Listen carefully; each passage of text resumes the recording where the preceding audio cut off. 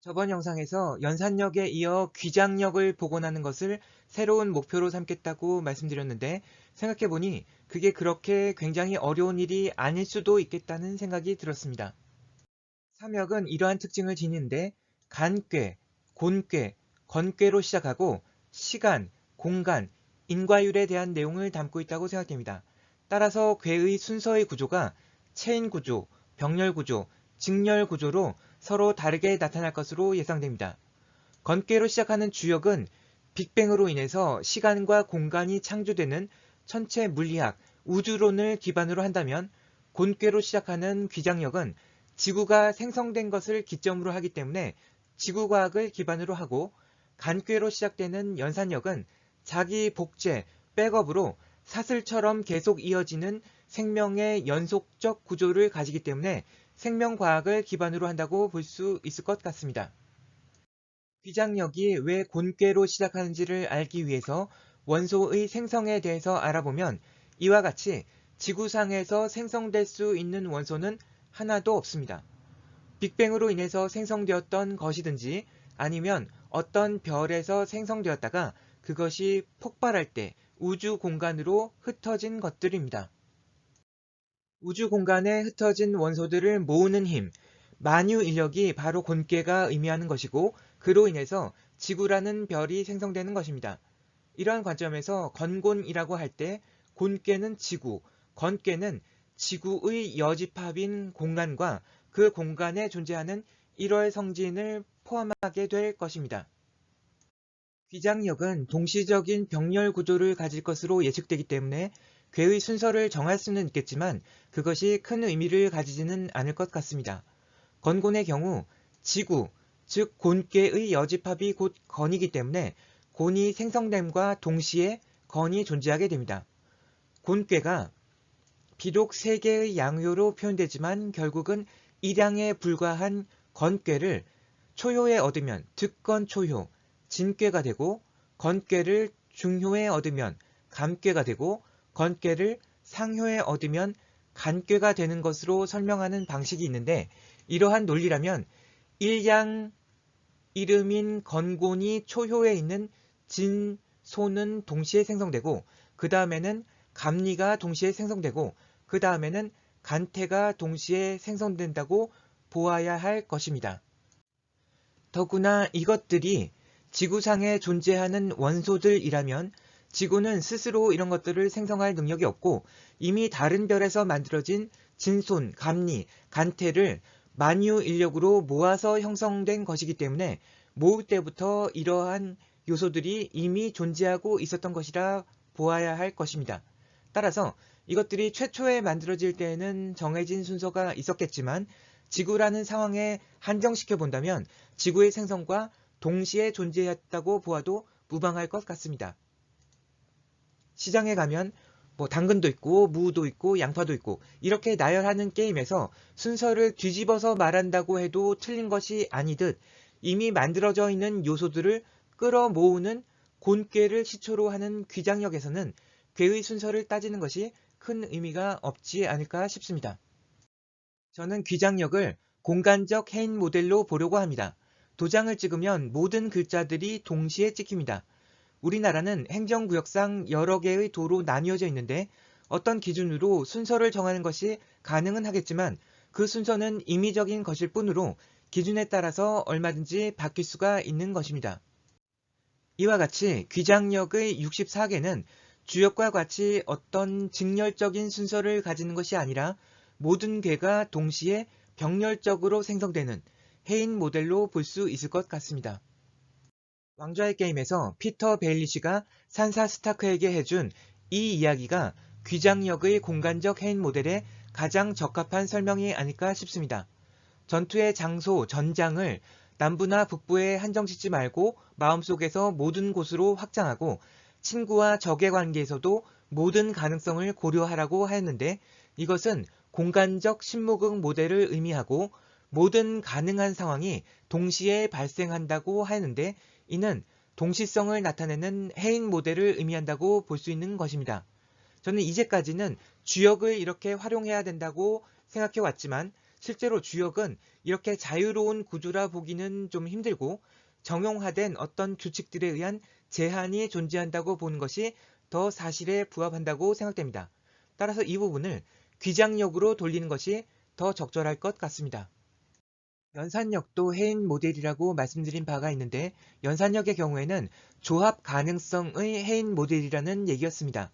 연산력에서 간괴로 시작하는 부분은 이 기차의 기관차에 해당하는 부분으로서 마치 수정란에서 발생이 일어나는 과정처럼 백업된 것으로부터 모든 궤들을 펼치기 위한 재료들을 생성하는 부분이라고 볼 수 있습니다. 그 다음에 이어지는 부분에서는 모든 가능성이 열려 있을 것으로 볼 수도 있겠으나 실제로는 어떤 제약이나 제한이 존재할 가능성도 있을 것으로 생각되는데 기차는 반드시 레일 위에서만 달려야 하기 때문에 아무 곳이나 자유롭게 가지는 못할 수도 있을 것이고 생명체도 콩 심은 데 콩나고 팥 심은 데 팥나지 자유롭게 바뀔 수가 없기 때문입니다. 그래서 앞으로는 연산력에서는 해인 모델이라는 말을 쓰지 않기로 하겠습니다. 그리고 여기서 한 가지 더 말씀드릴 것은 제가 꿈속에서 이 기차를 보고 연산력의 구조를 만들게 되었는데 지장력의 구조 역시 그 꿈에 이미 나와 있었다는 것입니다. 이렇게 병렬적으로 세워져 있던 버스 수십 대가 지장력의 구조인 것으로 연산력이 지장력에 충돌함으로써 지장력의 모든 궤들에 동시다발적으로 영향을 주는 상황이었다고 생각됩니다. 어떤 이야기의 서사 구조에는 시간에 따른 직렬적 진행, 공간에 따른 병렬적 진행, 그리고 인과적 진행의 구조가 존재할 것으로 생각되는데 그것이 바로 삼역이 가지는 특징에 매칭된다고 생각됩니다. 삼역의 서사 구조를 간트 차트로 시각화하여 본다면 이렇게 병렬적인 부분은 귀장력의 구조이고 직렬적인 부분은 주역의 구조, 그리고 또 다른 스토리에서 현재의 스토리에 영향을 주는 인과의 원인이 될 수 있는 모듈화된 부분은 연산력의 구조로 볼 수 있을 것 같습니다. 이 그림에서 스타트 투 스타트 부분에서는 병렬적으로 일들이 진행되기 때문에 귀장력의 구조이고 피니시 투 스타트 부분에서는 이것이 끝나야만 그 다음 것이 시작되기 때문에 연산력의 인과관계가 성립된다고 볼 수 있습니다. 피니시 투 피니시 부분에서는 모든 것들이 함께 끝나야만 하기 때문에 주역의 직렬적인 구조의 마지막 부분에 해당된다고 볼 수 있을 것입니다. 왕좌의 게임에 나타난 종교를 요약해 보았습니다.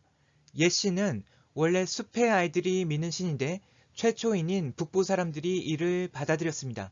영무극의 신이자 불교의 비로자나불이라고 볼 수 있습니다. 안달인이 들어오면서 남부에 7왕국이 생겼고 이들은 7신을 믿는데 이는 곧 8괴의 각각이 분화된 신으로 볼 수 있습니다. 특이하게도 불인 닉괴에 해당하는 신은 없다가 나중에 에소스 대륙에서 르로르라는 이름으로 들어오게 됩니다. 여기서부터는 8괴에 속함과 동시에 신무극의 특징을 나타냅니다. 실제로 왕좌의 게임에서 인간들이 믿는 신 중에서는 르로르가 가장 영험한 신이라고 볼 수 있는데 존 스노우를 비롯해서 죽은 사람을 여러 번 살려낸 적이 있기 때문입니다. 다면신은 그 이름에서 알 수 있듯이 다수인 신무극의 신으로서 모든 생명체들의 개별적인 죽음을 관장하는 신입니다. 왕좌의 게임의 핵심적인 플롯 중 하나는 영무극의 죽음을 관장하는 어둠의 군주가 다른 신들과 이루는 대립관계입니다. 옛 신을 믿는 숲의 아이들로부터는 어둠의 군주를 죽일 수 있는 흑요석이라는 무기가 왔고 다면신을 믿는 암살자 집단에서 수련을 받은 아리아가 그를 죽였으며 빛의 군주를 믿는 멜리산드레는 어둠의 군주와 대립하면서 많은 역할을 하였고 어둠의 군주가 소멸하자 자신도 함께 소멸해 버렸습니다. 영무극의 죽음이란 생명체 하나하나의 죽음인 신무극의 죽음이 아니라 죽은 상태 그 자체입니다. 이것은 생명의 양기가 뿌리 뽑히는 철라, 술해의 시기에 해당하며 그것을 왕좌의 게임에서는 윈터, 겨울이라고 부르는 것입니다. 정해진 시간이 가면 다시 봄이 오는 우리 세상의 겨울과는 달리 왕좌의 게임에서의 겨울은 한 번 오면 언제 끝날지를 알 수 없는데 왕좌의 게임에서의 어둠의 군주 역할을 지금 이 세상에서는 코비드19가 하고 있다고 생각됩니다. 왕좌의 게임의 핵심적인 스토리에 나타난 3역의 관계를 다음과 같이 요약해 볼 수 있겠습니다. 먼저 주된 멜로디나 메인 스토리를 주역으로 본다면 귀장역은 멜로디의 변주나 부수적인 스토리로 볼 수 있고 연산역은 반주나 인과의 원인이 될 수 있는 선행 스토리로 볼 수 있습니다. 메인 스토리가 끝나면 원칙적으로 모든 이야기가 함께 결말을 지어야 하는데 스타크 가문의 브랜 스타크가 왕이 되면서 왕자의 게임이라는 이야기가 끝나는 것이고 멜리산드레의 경우에는 빛의 군주와 어둠의 군주의 대립이 끝남으로써 피니시 투 피니시 자동 소멸하였습니다. 원래 이미 죽었어야 할 만큼 나이가 들었는데 어떤 사명 때문에 마법의 힘으로 생존하다가 그 일이 완수되자 더 이상 존재할 이유가 없게 된 것입니다. 왕자의 게임 전체 스토리를 하드보일드로 다 날려버리고 핵심 종지에 해당하는 내용을 한마디로 하라면 피비린내 나는 선천이 가고 신무극의 후천 세상이 온다 라고 요약할 수 있을 것 같습니다. 왕좌를 차지하기 위해서 모든 가문들이 싸우게 되는 이 모든 이야기의 시작은 로버트 바라테온 왕의 죽음에서 시작되었다고 볼 수 있는데 로버트 왕의 이야기를 이 기차를 끌고 있는 기관차로 볼 수 있을 것입니다. 로버트 왕의 이야기에는 남겨진 그의 서자들을 비롯해서 연결되는 이야기들이 있겠지만 어쨌든 로버트 왕의 죽음이라는 이야기가 피니시 투 스타트에 해당하는 것입니다. 그래서 이 기차가 서로 다른 가문들을 상징하는 병렬적으로 세워진 버스들을 들이받으면 각 가문들은 각자 자신들의 스토리를 전개해 나가게 될 것입니다. 시장에 가면 여러 가지가 있듯이 왕좌의 게임을 보면 스타크 가문 얘기도 있고 라니스터 가문 얘기도 있고 하지만 그 이야기들 중 모든 것들이 실제로 왕좌의 게임에서 다 나온 것이 아니고 활자화되거나 영상화되어서 우리가 직접 본 것은 일부인 것입니다. 따라서 전체의 구조를 보다 완벽하게 이해하고 모든 떡밥들을 다 회수하기 위해서는 드러난 부분만이 아니라 드러나지 않은 다른 부분들도 고려해야 할 필요가 있을 것입니다. 저는 연산력과 귀장력은 사라지고 주역만 점치는 도구로 남은 이유에 대해서 이렇게 생각합니다. 예를 들어 전쟁이 일어났다고 할 때 주된 원인이 있고 그것에 수반하는 여러 가지 고려해야 할 상황, 조건, 변수들이 연결되어 있는데 각 가문이나 제후들, 왕국들 사이에 모두 이해관계가 엇갈리는 상황에서 왕이 점치는 사람에게 기둥을 물었을 때 이 모든 변수들과 가능성에 대해서 다 얘기를 하려고 한다면 너무 많은 정보들로 인해서 결국 아무 말도 안 하는 것과 다를 바가 없을 것입니다. 그래서 가능한 가능성을 축소시켜서 기륭을 알기 위해서 만들어낸 것이 주역의 점인데 지금 우리가 역을 이해함으로써 얻고자 하는 것은 단순히 기륭을 알고자 하는 수준이 아니라 역에 의한 창조의 법칙을 알고 그것을 보다 잘 활용하고자 하는 것이기 때문에 우리의 시야를 보다 전체적인 영역으로 확장시켜야 할 필요가 있다고 생각됩니다. 위어우드 앞에 브랜 스타크가 있는 장면입니다. 웨스테로스 대륙은 옛 신의 영무극 상태로부터 시작해서 브랜 스타크가 왕이 됨으로써 신무극이 이루어진 것이고 원래 옛 신은 이렇게 나무에 새겨진 얼굴 모양을 감각기관으로 해서 사람들과 교통하였는데 이제 브랜을 통해서 직접적인 소통이 가능하게 되었습니다. 왕좌의 게임이 우리에게 이야기해주는 바는 후천 개벽 세상에서는 인간이 신의 눈과 귀와 입이 되어서 보고 듣고 말하는 세상이 온다는 것입니다.